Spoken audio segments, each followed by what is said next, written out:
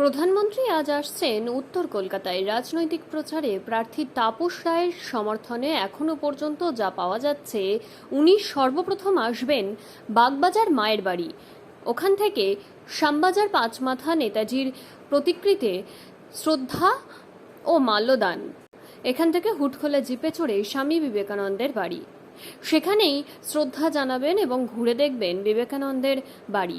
প্রধানমন্ত্রীর সফর ঘিরে শ্যামবাজার থেকে বিবেকানন্দ রোড বিধান সরণি পুরোটাই বন্ধ রাখা হয়েছে প্রধানমন্ত্রীর নিরাপত্তার খাতিরে।